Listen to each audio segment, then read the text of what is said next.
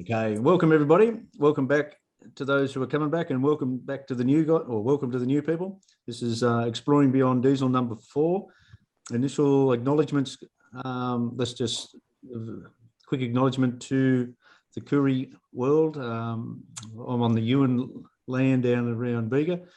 I'd like to pay respects to elders past, present and future, and also like to acknowledge the help received from Toko College through Natasha, and the work of Nathan Gore-Brown from Movement in making today happen. Just a quick little bit of background. Today is a shorter version of the diesel series. We're just doing a quick 1 hour, one topic sort of discussion, which I think you'll find pretty interesting. And for a bit of background in general, so DPI energy projects have been up and running for a couple of years. If you want to check out what the main focus of those are, have a look at the early recordings 1 and 2. We sort of talk about it in a bit of detail there. But basically, we've got an energy efficiency and a clean energy sort of focus.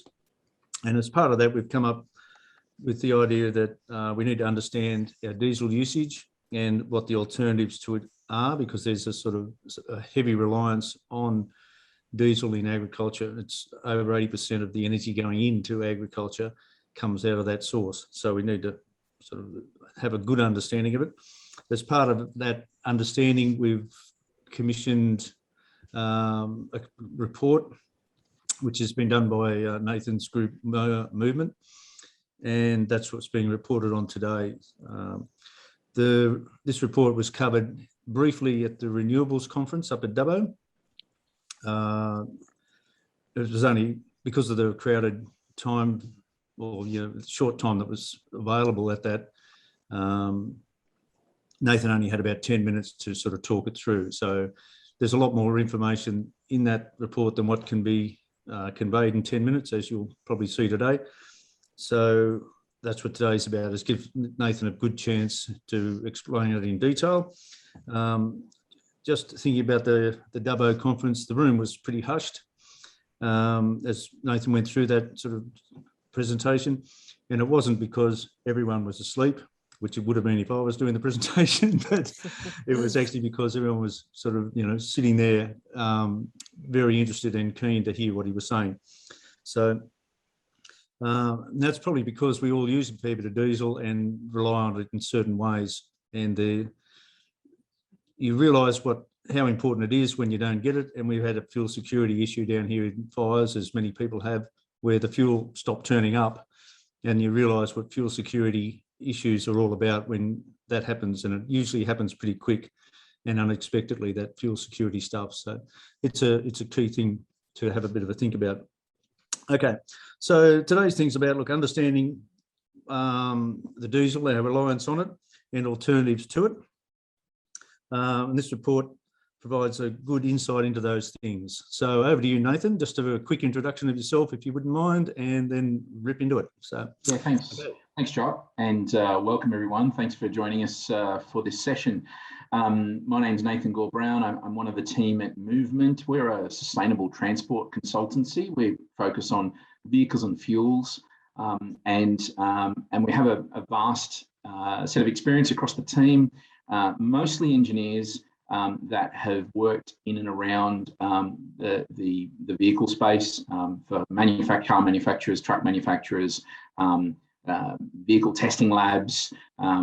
Myself, my background is sports cars in the UK and mining equipment in the Northern Territory, and more recently Tesla in Brisbane as the store manager, and now been with Movement for a few years. Movement has been operating for over half a dozen years, and has been one of the leaders in sort of decarbonisation of transport.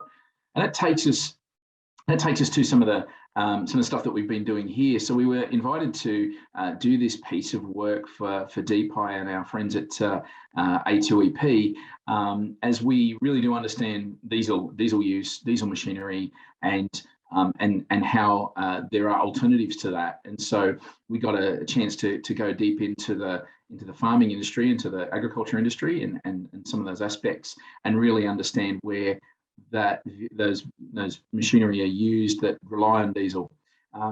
So this was a literature and consultation-based research project that provided insight into the ways to that farming and agriculture can come off diesel or reduce its need of diesel and get the benefits that come with that, including emissions reduction.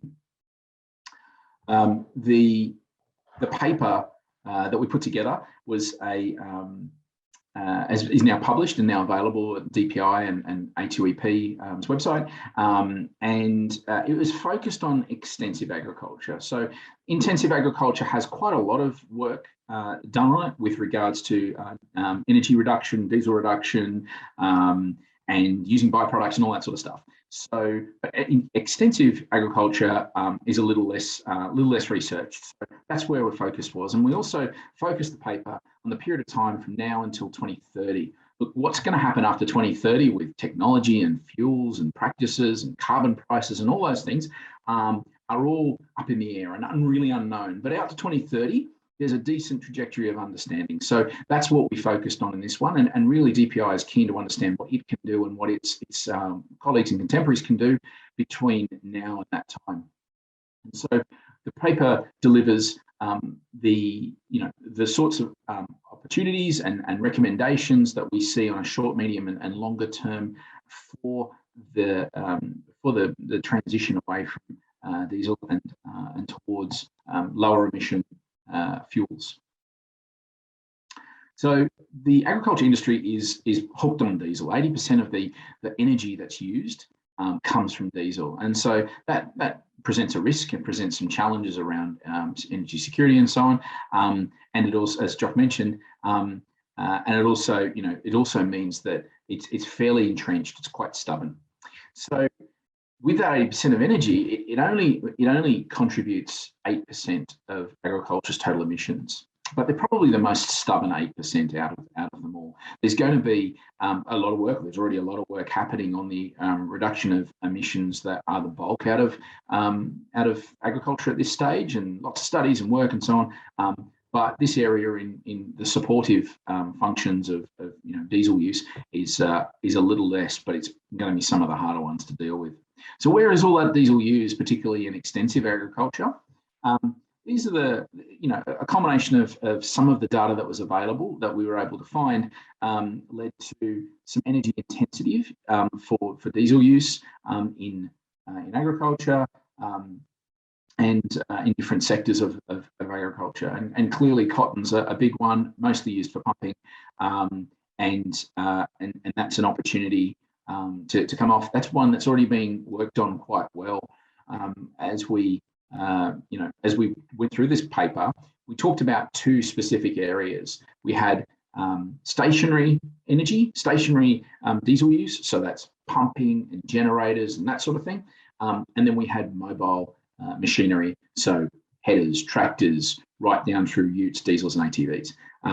And so we split the paper into two in that respect, and so there's data equally billing on each of those two aspects.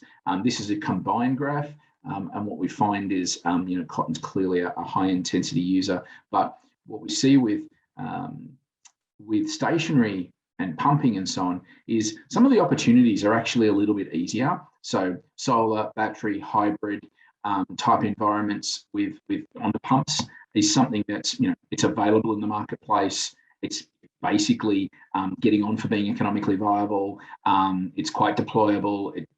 Lower maintenance, lower access. So that particular area is something that there's some good opportunity on. We're today going to particularly explore some of the challenges around mobile machinery. But before we get there, I'm going to talk a little bit about the virtues of diesel. It's a really versatile fuel. It's got 100 years or more of life now in modern life, and so it's become readily available. It's really easy to store. There's lots of energy in a short area. It's really quite cheap, and our diesel here in Australia is very cheap compared to the global market broadly. And there are so many pieces of machinery on hand that are being used in the industry right now that are that rely on diesel. The tractor you buy today is likely to still be working in 40 years' time. That goes the same with trucks as well. You know, the truck you buy today is going to be working in 20 to 40 years' time. That's something that we can't get around. That means that the vehicles that we're dealing with and the jobs that are being done today need to be done in, any change to that, it needs to be done in respect of the fact that there's a very large fleet of vehicles out there. The challenges with diesel are its energy security. And so Jock mentioned before, not only on a national basis, but also on a local basis, we're reliant on a supply of a commodity that's coming in from afar. And it doesn't take much to break that chain or impact that chain. And when we see external forces, global forces cause an impact to that, the poor old farmer's left the guy at the end of the line and not able to operate. And so, what is the cost of not being able to operate around energy security? So there's some challenges with that. Clearly, climate impact of diesel. Diesel reduces carbon at every time you burn it. So 2.7 kilos of carbon come out of every litre of diesel burnt. That's the intensity. And so there's no getting around that. And so clearly the New South Wales government is keen to ensure that there are, that it can meet its net zero targets, and also that the whole economy-wide reduction in carbon. So diesel's not going to help us with that. Alternatives to diesel will. Diesel vehicles require maintenance. All vehicles require maintenance, but diesels particularly, they have a maintenance regime that's going to be greater than some of the alternative fuels, and even in some deployments can be more expensive. And we were talking there before about some of the stationary deployments where hybrid solar systems, solar battery systems are starting to become cheaper than running on diesel. So I said before, we're going to focus particularly on the machinery side of things, just because that's probably the harder nut to crack, and it's probably something we can all grasp on a little bit more than just talking about pumps in fields. So we today are on the left-hand side. We're on this bridge. It's a broken bridge.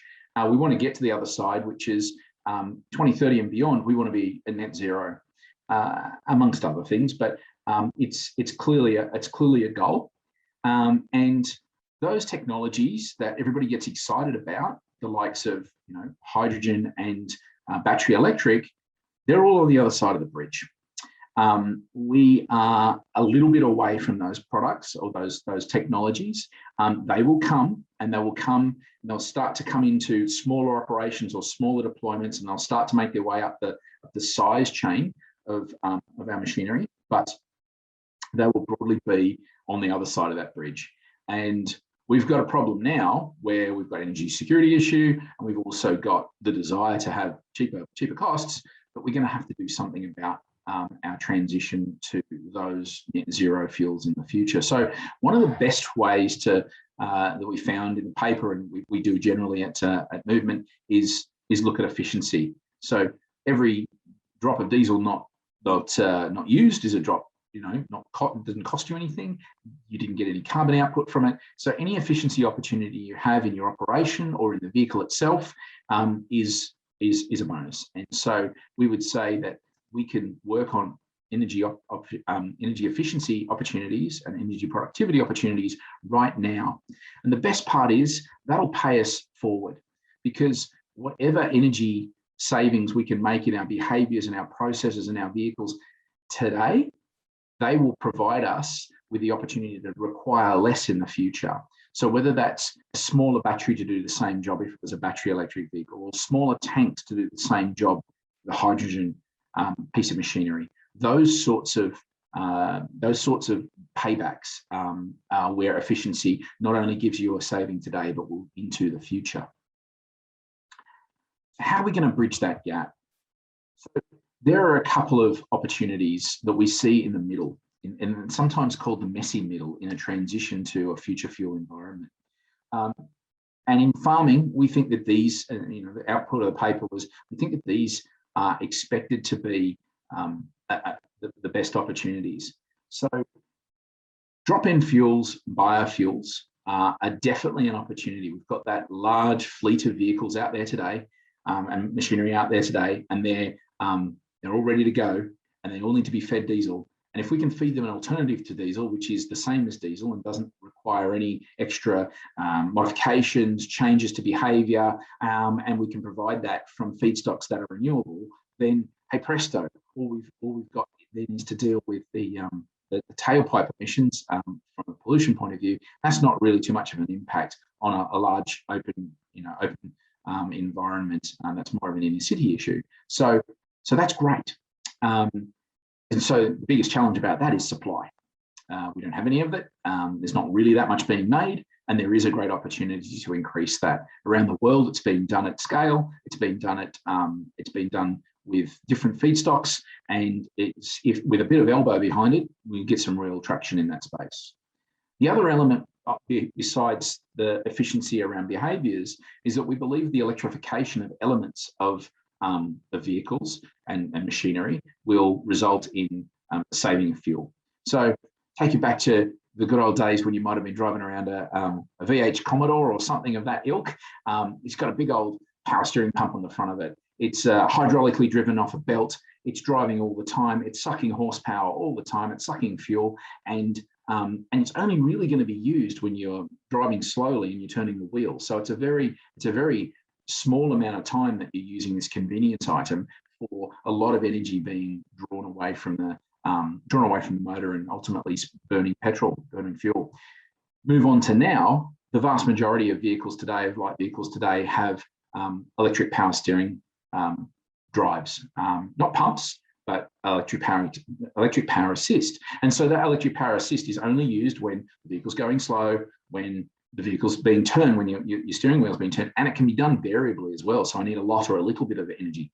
And so that reduces the whole need for all of that collateral in the pump, but also all of the fuel and energy that's being lost there. So take that concept of a small motor overcoming something that was either hydraulically or mechanically driven in the past, and you start to see some efficiencies.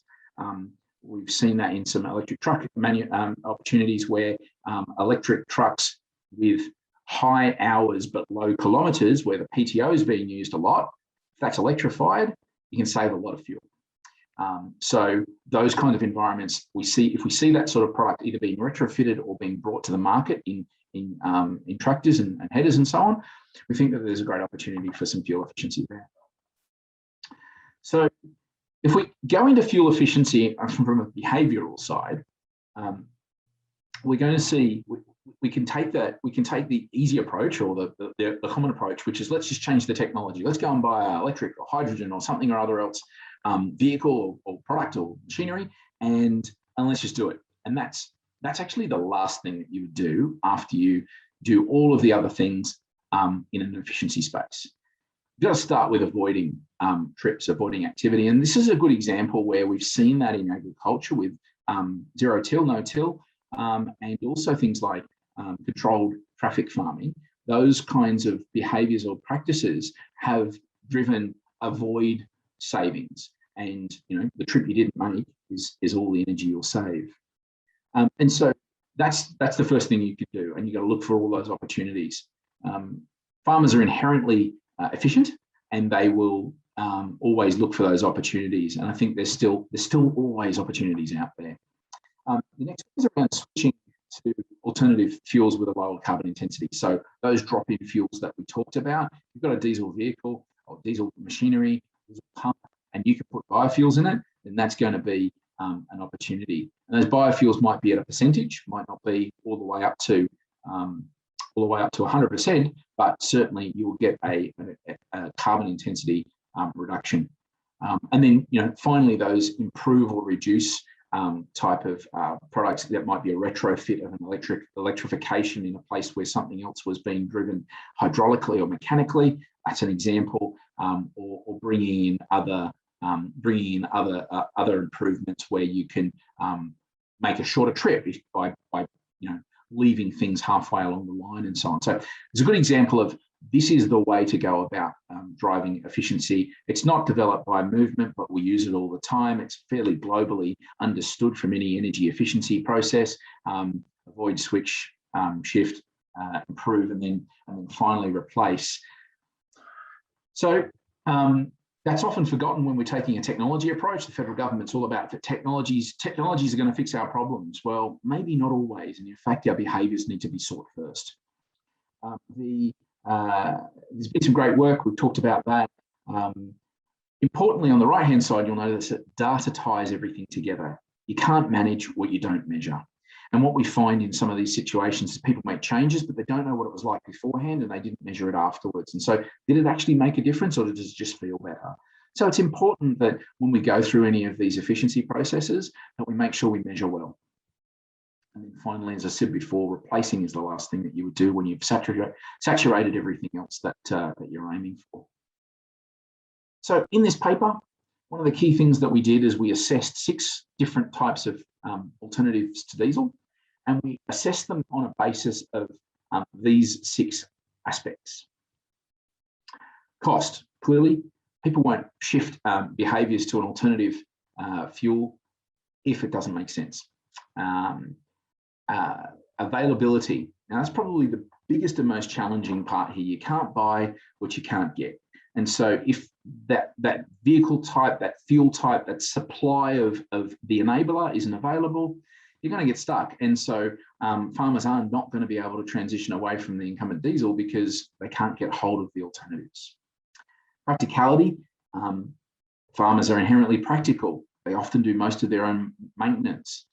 They take care of it all themselves. They are their own, manager and labourer. And so they are often needing to have something be super practical. So if a technology is not practical, it's hard to deal with, then that's likely to also reduce its uptake. Now, technology readiness level. This is sort of like a global measure of how ready a technology is, it says in the name, but also the where it's in that product cycle as well. So you can see there, lower end TRL of 1, it's on a bench in a lab somewhere. It's fundamental research, maybe even before being on the bench. Whereas at the top end, there are products that readily available in the open market. Some of the technologies that we're looking at right now don't have a TRL of 9. They're not out in the market in prolific variants, and so that's an aspect that we looked at here on the journey to the 2030 timeframe. Carbon intensity. So if a fuel wasn't able to deliver a carbon outcome and to what degree that's included. And finally, energy security. We said that is important. We looked at it both from a national point of view and from a farm gate point of view, because both of those have benefits to agriculture. So taking those concepts of those 6 different variables, we used we checked 6 different fuels, and on both stationary and mobile machinery, and we looked at how they would perform over a period of time, basically over the decade ahead. And today I've just taken a selection of those to explain how that works, and you can have a look at the paper to see the detail of it, and particularly looking at mobile machinery as has been the theme of today. So these were all done based on a best case scenario, assuming the government was supportive in the uptake of these alternatives, and they're all measured versus diesel. So the middle line is diesel. We see that each of them perform very well here in energy security. So, if renewable diesel was made here in Australia and it could even be made locally to the farmer, it's going to get a very high score. Renewable hydrogen, expecting that to be made fairly locally to a point of use. And battery electric, well, if you've got the ability to generate or access to energy, then you've got energy security. Different carbon levels. So renewable diesel generally has quite a high carbon saving, but it's often not a full 100%. Whereas the other 2 that I've measured, that we've got shown here, they are expected to have the ability to be 100%. Obviously, battery electric is only when it is fed by renewables. That wouldn't be the case if it was fed by the grid. Where the rubber hits the road is generally with these other brightly coloured variants that we've measured, and whether or not the technology is ready, is cost effective, And the difference between ready and available is it might be ready and you can get it in the Netherlands, but if it's not here, it's not available. And that's where those two find a difference. And then practicality. So how much am I going to have to change my natural behavior, and how is that going to be different to diesel? So we've got a number of variations here. You can see that renewable diesel is quite practical, and the TRL is high. So it's as good as diesel because right now in Europe they are making it in many liters, megaliters of renewable diesel from different feedstocks, and it's super practical because it's no different than pouring diesel into your machinery. So they get it's as good as diesel. The cost is more than diesel, and so therefore it sits below the line. But I guess availability is the biggest challenge with those drop-in fuels. We're not making them here in any great shakes. There is potential to do so. There is new organisations that are looking to do so, but in a volume that we need to support agriculture, to support transport, and so on. That's still some time away. And we can see with the other two, technologies that are really hot on the presses at the moment, is they are both maturing technologies, certainly not as established as 100-something-year-old diesel. They are both quite costly, both at vehicle level and at fuel level, particularly for hydrogen, and the availability of product and fuel are both a challenge in there. So you get a bit of an idea about how we've done that measurement. And on the next slide, we have a look here about a bit of a balanced assessment. So we looked at 6 different fuel alternatives and taking all those things into balance. Here's an example about the sort of outcomes that we would have versus diesel. So you can see in there that clearly renewable diesel, biodiesel have a great opportunity for a replacement to diesel and get some reasonable outcomes. We've got fossil gas in there, and might think, oh well, nothing like a gas-fired recovery. What we've got there is a fuel that has some virtues, but at the same time some real drawbacks. So it is not going to provide you with a carbon output or with a carbon reduction at all. Broadly, no carbon reduction from the use of fossil gas in transport. In fact, sometimes it's worse than diesel. But it's ready, it's available. There are products out there. It has energy security, and its cost isn't overly greater than diesel on a very broad scale, very broadly. But so that's why it kind of sits there. But if your target was to reduce carbon emissions, that wouldn't be the outcome. If your target was to reduce reliance on diesel, it could be your outcome. And looking at electric and hydrogen, those are at the 2030 scale are just not the same as diesel, not the same as some of those drop-in fuels. They are challenged by cost and availability broadly. And so if there's a chance to accelerate that, then great. That will increase and improve over time. And there'll be certain sectors, smaller vehicles, let's say, or smaller machinery, that they'll start to proliferate in first before they end up being in very, very large machinery. So a shift of anybody to any of these alternatives is going to be based on whether they can buy it. Model availability, fuel availability are key to any change. The economics need to be favourable. There's very few industries more frugal than farmers. They really do know how to spend a penny in a clever way. So if the economics are not favourable, you're not going to see a shift. It's not going to happen. So there is a way to make these alternatives favourable, with support from government, with support from industry, with a bit of self-sufficiency. There is the way to do this, but it must work financially. It's got to be practical. I mentioned this before. If it's too hard, just not going to do it. Probably even be happy to spend a bit more money if it was more practical and had less labour, because sometimes more people don't factor in the time and the cost of time.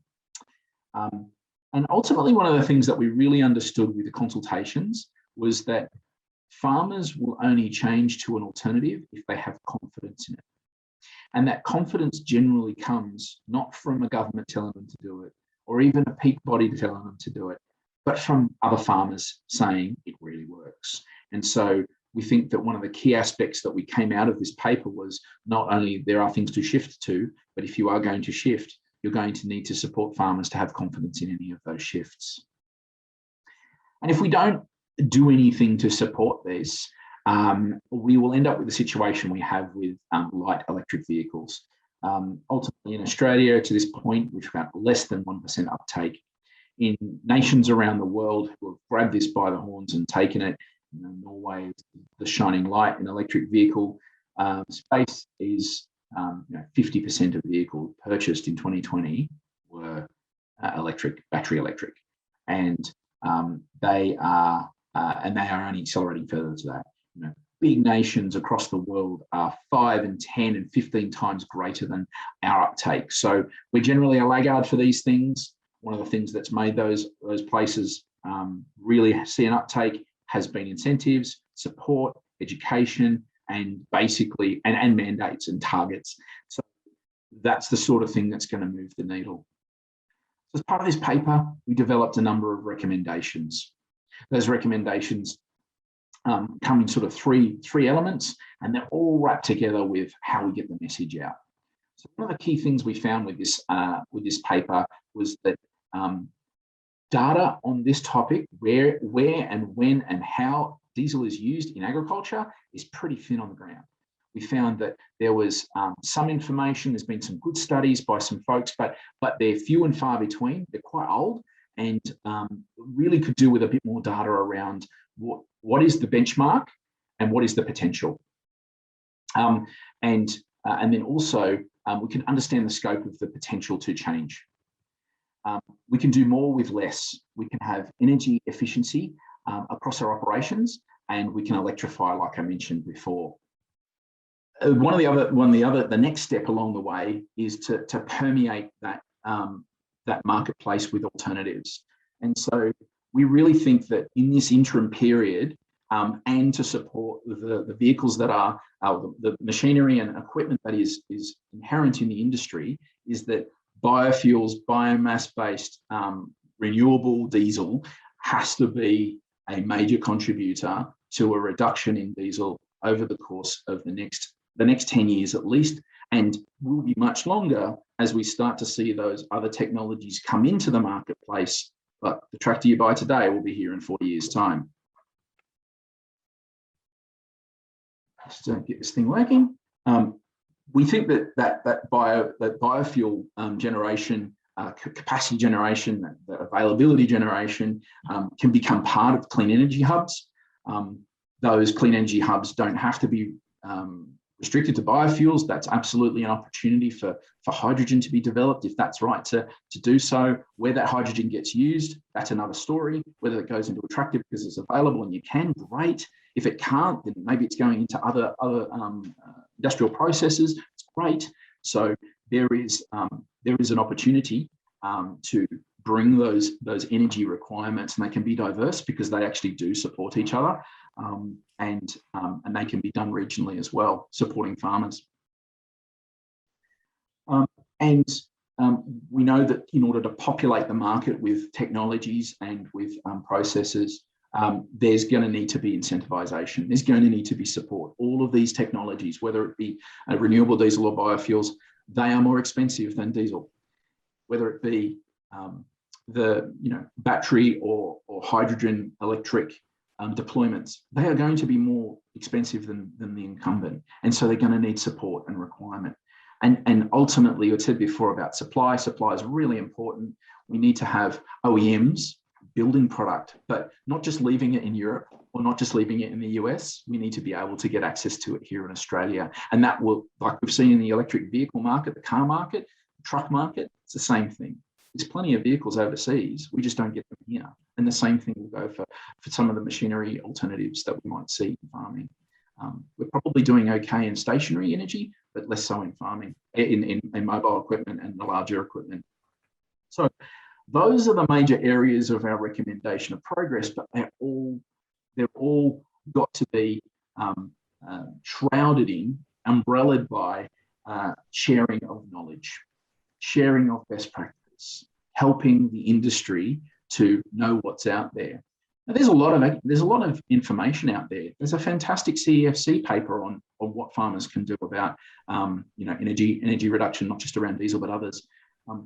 There's plenty of stuff online, but what we found in our conversations and what we think is really important in the future proliferation of change in this space and coming off diesel is that farmers trust other farmers. Farmers don't necessarily go to websites to look at papers that were written by consultants like me, very boring, to make decisions on how they do things. This is a great format where we're doing an hour-long speech or piece on a topic. That's a different channel.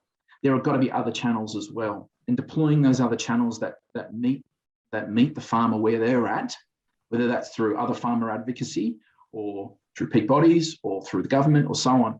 You've got to be able to share that knowledge that is out there and that is available to help with uptake of change. So finally, parting thoughts before we move into questions. Diesel is going to be hard to displace because it's so usable.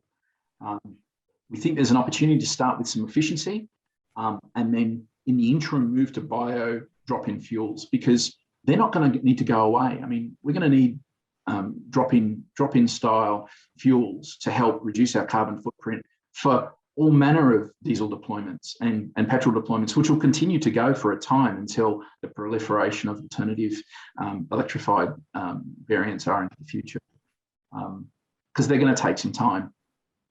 And net zero is going to need more than just fuels. It's going to need behaviour change, and so that's probably where some of the real challenge comes, and some of the information flow comes about. So that kind of brings me to the end of the listening to me, and I'll hand back over to Natasha and Jock to hear somebody else. That was great, Nathan. Thank you. We've got lots of questions coming through. The first one is from Alan. He says, B5 is a start, but you need to be able to complete replacement to get to where we need to on net zero emissions. Feedstock scalability is the issue to be addressed. Absolutely. Absolutely. So we could B5 today and we'd have 5% less diesel and 5% less energy security issues and so on, if we had the availability. And we could do that right across the whole entire diesel economy, right? Not just in ag. It's not available. We do need a feedstock. Feedstocks are a challenge. Feedstocks are expensive. We basically export most of our feedstock to places like Belgium for them to go and make the fuel instead of us. And so that's a real issue. That's a market failure that does need to be addressed and possibly supported by government. And availability is number one, right? So if we've got more of it, we can do more with it. Thanks, Nathan. And Daryl asks, the US has a biofuels mandate, which is driving their biofuels industry. Queensland also has one. Why isn't the rest of Australia following their example? It's a great question. And unfortunately, with these sorts of things, mandates are the only way to really get the initial needle moving and get the volumes coming such that prices come down and so on. So absolutely, that's the sort of thing that has to happen. It's great to happen at a national level. We've seen Queensland do that. Queensland have probably got some of the highest levels of generation here in Australia, but there are some opportunities that are coming up as well. So I would support that definitely. And Alan asks, how can fossil gas be a solution? It brings additional carbon out of the ground. Absolutely, it does. It's not a solution. We don't necessarily recommend it to be one, but to ignore it would be wrong. We've included in the paper.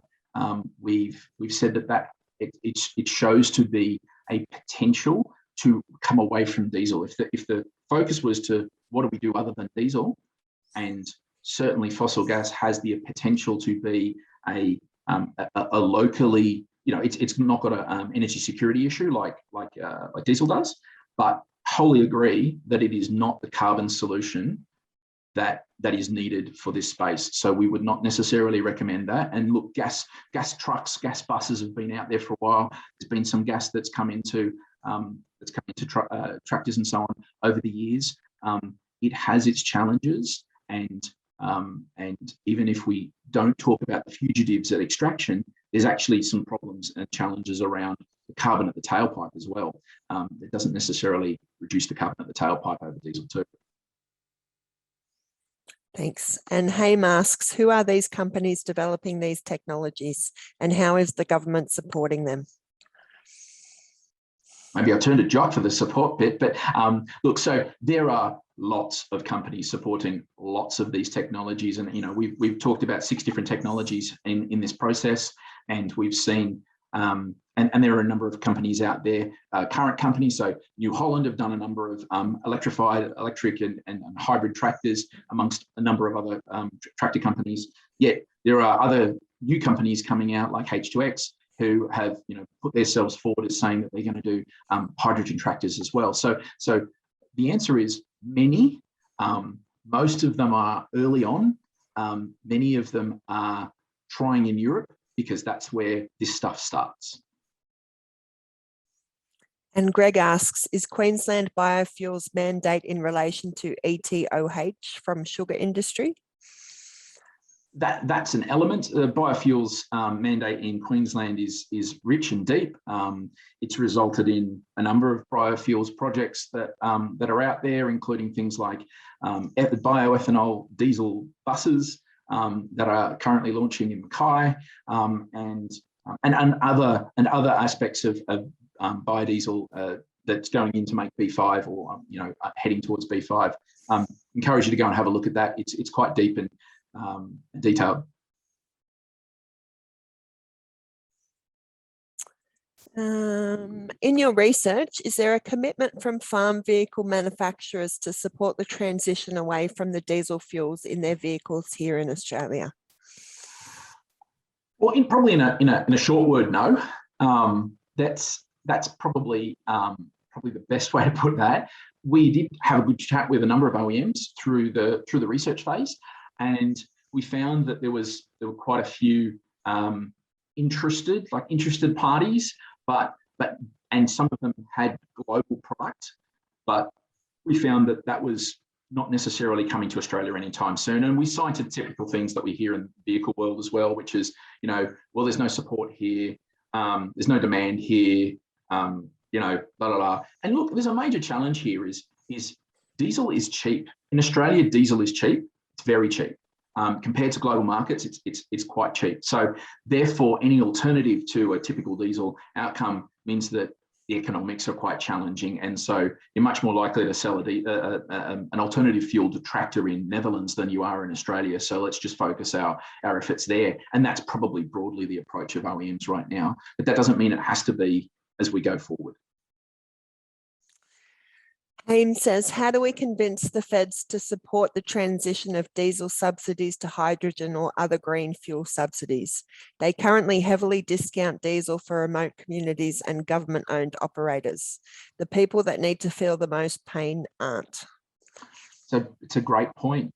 One of the things we mentioned in the paper is that, a way to get some action and some volume, particularly in the likes of drop-in diesel alternatives, which we believe are something you would probably pursue early on, would be to have government fleets where they can't electrify their fleets and they continue to need to use diesel. So let's say utes. There's broadly no reason why they can't go and draw their fuel from renewable diesel sources and therefore build a marketplace. They could do that. City of Sydney Council had run B100 in all of their vehicles for quite some time, up until a couple of years ago, and they basically took that approach. We're going to buy our own fuel, we're going to get the good stuff in, and we're going to put it in all of our vehicles that we can, and that built and generate some demand. So there are ways to do that, and I agree that at a federal and state level, there is an opportunity to develop a demand and also overcome some of the other subsidies. But there are communities that have to run, and you can't do that by flicking a switch. That stuff has to be worked out and over time. So that's debate. But certainly, if the agriculture industry gets behind this concept of transitioning from diesel to alternatives to diesel, including drop-in fuels, then there's an opportunity through peak body lobby, through support from the nationals, whatever that might be, that kind of space where you start to get a groundswell of activity. That might be a way to do that. And the industries that are going to support that are often going to be farming, where the feedstocks come from agriculture in many cases. Matthew says, as part of this paper, did you consider the move towards autonomous agricultural equipment? These are smaller and lighter and perhaps more amenable to electrification and/or alternative fuel sources. Absolutely. Yeah, good question. So we did, and we particularly looked at that about how to make those. So the tradition has been the tractors have got bigger and bigger and bigger. All the equipment has got bigger and bigger and bigger. And we're probably just reaching that nexus where maybe it's going to stop being such bigger and bigger and bigger. But as you got bigger, the more need for diesel and the less ability to transition to alternative fuels is also a symptom of that outcome. So yes, I know that there's some really cool drone stuff going on, particularly around spraying and so on. I think there's some folks in New Zealand who are having a good go at that. So there is a good opportunity around that. Also, those autonomous elements mean that there can be efficiencies be had, because you know where you're going, didn't double back for I forgot to bring the cat with me. There's those sorts of elements that come about that also provide efficiencies. So yes, autonomy's an opportunity. And look, autonomous activity in this space, as with the likes of mining trucks, is something that's likely to happen a lot earlier than road vehicles. And so it's not a long way away. It's probably just a little bit of a way away, and is likely to coexist with some of these future fuels and support efficiency gains. And Liz says, any opportunities for straight vegetable oil machinery? Apparently some companies like CAT sell SVO conversion kits producible by farmers at a small scale. That is possible, yeah. So biofuels in the sense of the word I'm using today, as opposed to renewable diesel, let's just make that different. Biofuels generally can be put in up to about 20% mix before they start to be have potential mechanical impact on the vehicle, on the motor. If you want to then go beyond that kind of mix and do vegetable oil approach or some of the other variants, you're going to need to have a specific engine. And so there are providers out there who sell vehicles. So Scania trucks, they particularly do biodiesel, 100% biodiesel engine available for some of their trucking gear, and that's also available in power equipment, so generators as well, say for instance.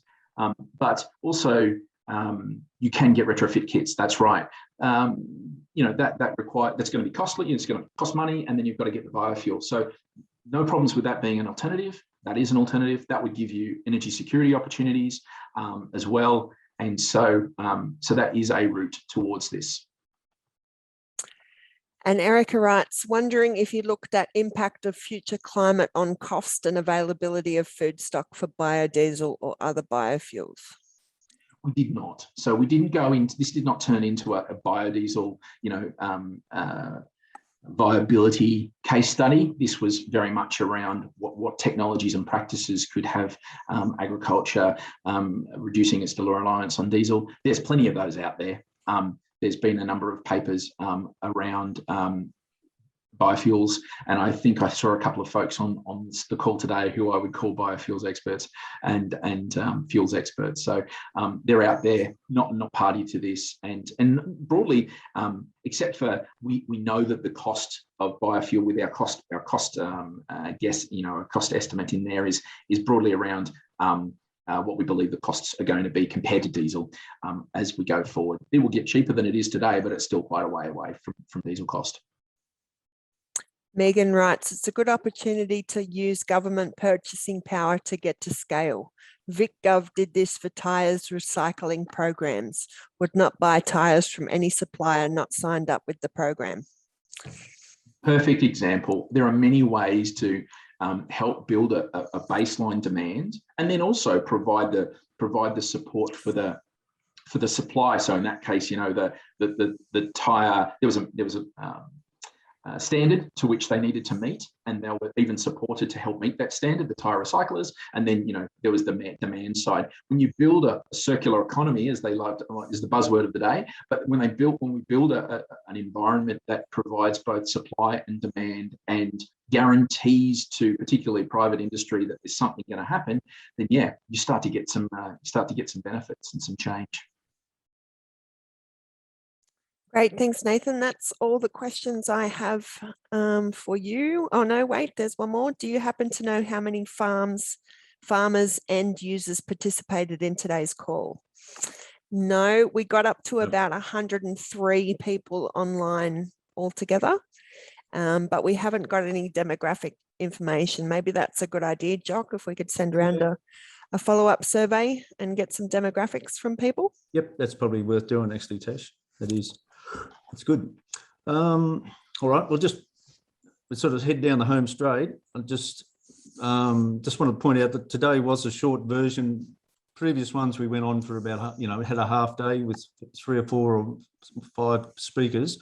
The new short version we're using is, you know, just focusing on one issue, one speaker, and you can see that chews up a good solid hour if you really start digging into it. And Nathan's done a brilliant job of displaying how much he does know about this whole area, and also chewed on a lot of the issues that are very important.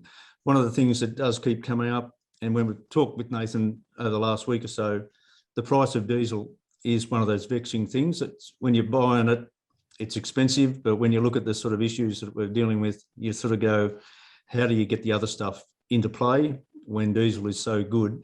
And really, I keep coming back to that idea of fuel security. It's only when you factor that in and you suddenly realise that, as it says in the report, that we're probably down to days of fuel available for agricultural production. And that is damn scary when you think about the impacts of that. You know, it's like everything. It doesn't matter till it matters, but when it hits like that, you go, what do we do? How do we feed ourselves, move food, make things happen when we haven't got the base material? The other interesting thing I found this morning, I went to a Clean Energy Council Zoomy thing this morning, and Twiggy Forrest popped up in there, worth chasing up. For people like me who see that hydrogen is on the horizon and has great potential, and I know Nathan does too, but he just sees it's not tomorrow. You can't buy one of them. You can't go and buy a hydrogen-powered tractor or access the fuel. But in time, you start to see the value of that.